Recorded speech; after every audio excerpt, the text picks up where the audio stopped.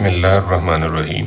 अस्सलामुअलैकुम रहमतुल्लाहि व बरकातुहू। लाखों करोड़ों दुरूद व सलाम नबी करीम सल्लल्लाहु अलैहि वसल्लम पर और आपकी आल पर। हम बेटा शेर मोहम्मद चौधरी साहब की किताब इंट्रोडक्शन टू स्टैटिस्टिकल थ्योरी में चैप्टर 4 मेजर ऑफ डिस्पर्शन की एक्सरसाइज सॉल्व कर रहे हैं। आज हमारा क्वेश्चन है 4.6। ये आपके पास बेटा मार्क्स की इंफॉर्मेशन है। बच्चों ने जो नंबर लिए हैं उसका फ्रीक्वेंसी डिस्ट्रीब्यूशन आपको दिया गया। ये दो कॉलम आपको दिए गए हैं। आपने इन दोनों कॉलम से मीन डेविएशन मालूम करना है और मीन डेविएशन मालूम करने के लिए आपने मीन यूज़ करना है। तो सबसे पहले बेटा हम निकालेंगे मीन, तभी हम मीन डेविएशन मालूम कर पाएंगे। तो हम सबसे पहले एक्स बनाएंगे क्योंकि मीन के लिए एक्स की ज़रूरत है। अब इन दो वैल्यूज़ को आप जमा करें, 2 पे तकसीम कर लें तो ये 4.5 आ गया। इन दो को जमा करें 2 पे तकसीम, ये 14.5। 10 का क्लास इंटरवल चल रहा है तो मैं 10 का क्लास इंटरवल ऐड करता जाता हूँ। इसमें मैंने 10 ऐड किया, इसमें 10 10 10 10 10 मैंने ऐड करके अगली वैल्यूज़ जनरेट कर ली। अब इस एफ और इस एक्स के कॉलम को मल्टीप्लाई करें तो ये आपके पास एफ एक्स का कॉलम खुल जाएगा। इनको सम अप कर लें, ये समेशन एफ एक्स है, ये समेशन एफ है। इन दोनों को डिवाइड करें तो ये आंसर आ रहा है 46.17। अब हमने मीन डेविएशन मालूम करना है। तो मीन डेविएशन का जो हमारे पास फार्मूला है वो है summation F mod X minus X bar का मॉड। अब हम x में से जब तक x बाहर नहीं निकालेंगे तो हम ये फार्मूला अप्लाई नहीं कर सकते। अब ये जो कॉलम x का है इसमें से मैंने ये मीन माइनस किया। ऐसा करने से मेरे पास ये कॉलम खुल गया। अब इसमें कुछ वैल्यूज़ बेटा माइनस की नज़र आ रही हैं, कुछ प्लस की हैं। तो हमने मीन डेविएशन लेते हुए अलजेब्रिक साइन को नज़रअंदाज करना होता है। तो ये जो वैल्यूज़ माइनस में आई हुई हैं हम इस पर लगाते हैं मॉड।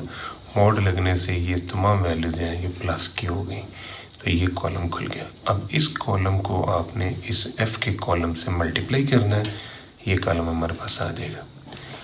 ये जो सम आया है इसको हम यूज़ करेंगे मीन डेविएशन मालूम करने के लिए। इस फार्मूले के अंदर आप ये वाली वैल्यू रखें और इधर से समेशन एफ़, इनको सॉल्व करें तो 11.28। साथ में आपने मार्क्स ज़रूर लिखना है। ये यूनिट है क्योंकि एब्सोल्यूट मेजर ऑफ डिस्पर्शन है मीन डेविएशन, तो एब्सोल्यूट मेजर ऑफ डिस्पर्शन जो है वो यूनिट बेस्ड होता है। साथ यूनिट ज़रूर लिखते हैं। तो इसका अगर हम कोफिशिएंट निकालते हैं, कोफिशिएंट ऑफ मीन डेविएशन, तो मीन डेविएशन जिससे निकला है उस पर डिवाइड करना है। अगर आपने मीन डेविएशन मीन से निकाला है तो इसे मीन पे तकसीम करेंगे। अगर आपने मीन डेविएशन मीडियन से निकाला है तो इसे मीडियन पे तकसीम कर देंगे। तो यहाँ पर देखें कि हमने बेटा मीन डेविएशन मीन से निकाला है, तो मीन डेविएशन के इस आंसर को आपने मीन पे डिवाइड कर देना। ये आपके पास इसका कोफिशिएंट निकल आएगा, coefficient of mean deviation. Coefficient of mean deviation को हम रिलेटिव मेजर ऑफ डिस्पर्शन कहते हैं। अब जो रिलेटिव मेजर ऑफ डिस्पर्शन है ये यूनिट लेस होता है, तो इस वजह से इसके साथ कोई यूनिट नहीं लिखा गया। दूसरी ख़ास बात ये है कि जो एब्सोल्यूट मेजर ऑफ डिस्पर्शन है उसकी रेंज 0 to इन्फिनिटी होती है और जो रिलेटिव मेजर ऑफ डिस्पर्शन है उसकी रेंज 0 to 1 होती है। दोनों आंसर अपनी लिमिट्स के अंदर ही फॉल कर रहे हैं। नेक्स्ट क्वेश्चन है बेटा 4.7। 4.7 में आपको फ्रीक्वेंसी डिस्ट्रीब्यूशन दिया गया। ये दो कॉलम आपको बेटा दिए गए। बड़ा इंपॉर्टेंट क्वेश्चन है, बड़ी दफ़ा पेपर में रिपीट हुआ हुआ है। इतना इम्पोर्टेंट है कि बुक के ऊपर भी ये सॉल्व हुआ हुआ है। पेज 121 के ऊपर इसको सॉल्व करके भी लिखा हुआ है, लेकिन यहाँ मैं डिटेल में आपके साथ शेयर करता हूँ ये कैसे सॉल्व होता है। पहले आपने समझना है कि रिकन्स्ट्रक्शन किसे कहते हैं, फ्रीक्वेंसी डिस्ट्रीब्यूशन का रिकन्स्ट्रक्शन। अब ये आपको बेटा दो कॉलम दिए गए हैं।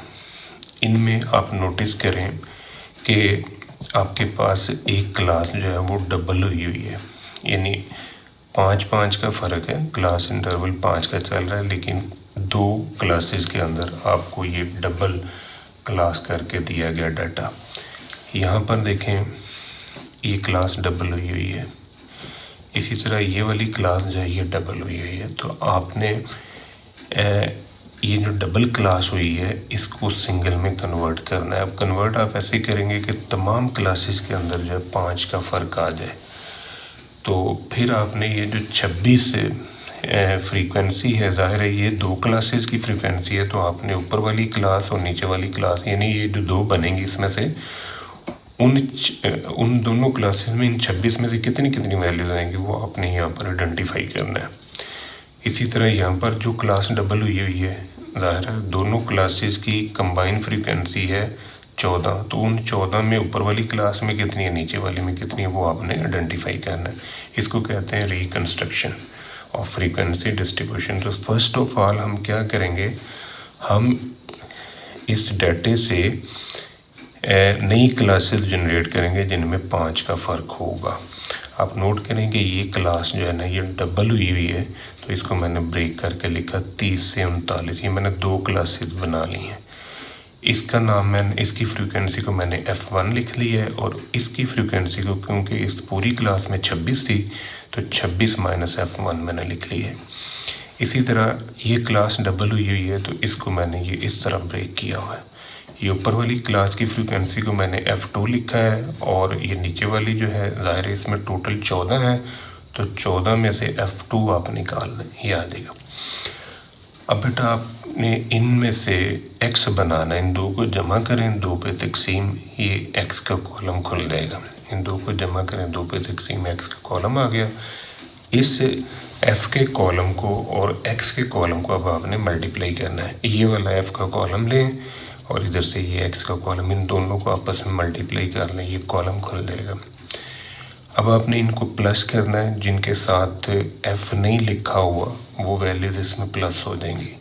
अब जिनके साथ f लिखा हुआ उनको पहले सॉल्व करें। 37 में से 32 माइनस कर देंगे तो -5 आएगा F1।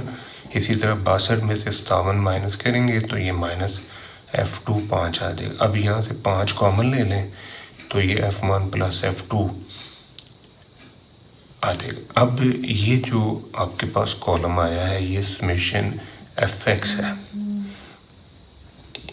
इससे हम एक इक्वेशन बनाएंगे। दूसरा वैल्यू जो है या दूसरी इक्वेशन जो है वो हमने जनरेट करनी है मीन डेविएशन से। तो x की तमाम वैल्यूज़ में से आपने मीन माइनस करना, और ये मीन आपको बुक में दिया गया है 44.5। x की तमाम वैल्यूज़ में से 44.5 माइनस करें, ये कॉलम खुल जाएगा। जब हम माइनस करेंगे ये कॉलम खुलेगा, कुछ वैल्यूज़ माइनस की आएंगी, कुछ वैल्यूज़ प्लस की आएंगी। आपने ये मॉड लगा लेना है। मॉड का मतलब है तमाम वैल्यूज़ प्लस की हो जाएंगी।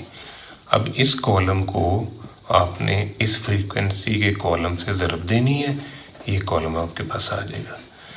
बग़ैर f के जो वैल्यूज़ हैं उनको अलहदा सम अप कर लें, वो आंसर आएगा 715।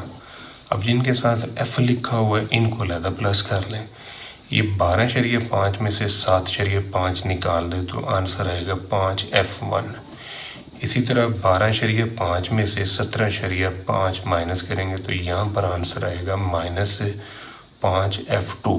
तो 5 को कॉमन ले लें, F1 माइनस F2 ये बच जाएगा।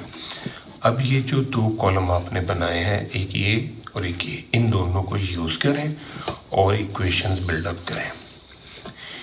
ये हमारे पास मीन का फार्मूला है summation Fx over summation F। Summation Fx के लिए हम ये कॉलम यूज़ करेंगे और समेशन F आपको दिया हुआ 100। मीन की वैल्यू भी बुक में गिवन है 44.5।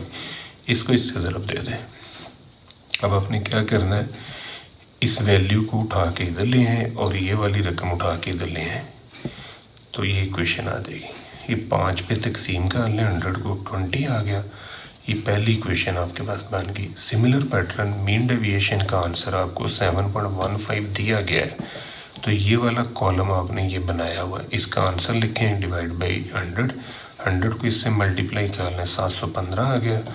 ये 715 को इधर ले आएंगे तो ये आंसर 0 हो जाएगा।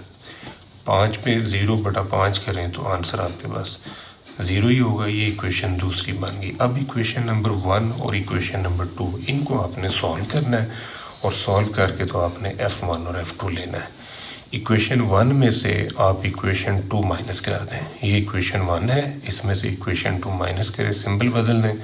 F1 कैंसिल हो जाएगा, यहाँ से आपके पास F2 की कीमत आ जाएगी 10। अब ये F2 की कीमत जो है इक्वेशन 1 में रख दें, 2 में भी रख सकते हैं, 1 में रख दें, सेम आंसर आएगा।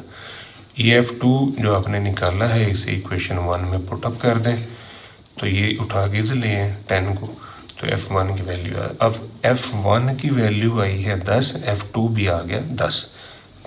तो ये आपके पास रिक्वायर्ड आंसर्स हैं जो आपने यहाँ पर रखने हैं। यहाँ 10 रखेंगे, यहाँ 10 रखेंगे, इसका मतलब 10 ये है तो ये फिर 16 होगा। इसी तरह यहाँ पर 10 रखेंगे, यहाँ 10 रखेंगे, 10 ये है तो ये फिर 4 होगा। तो ये आपका कॉलम जो है रिकन्स्ट्रक्ट हो जाएगा। इस सारे प्रोसेस को कहते हैं रिकन्स्ट्रक्शन ऑफ फ्रीक्वेंसी डिस्ट्रीब्यूशन। ये था बेटा आज का हमारा लेक्चर, तो हमें याद रखिएगा। इंशाल्लाह अगली वीडियो के साथ फिर हाजिर होंगे। फ़ी अमान अल्लाह।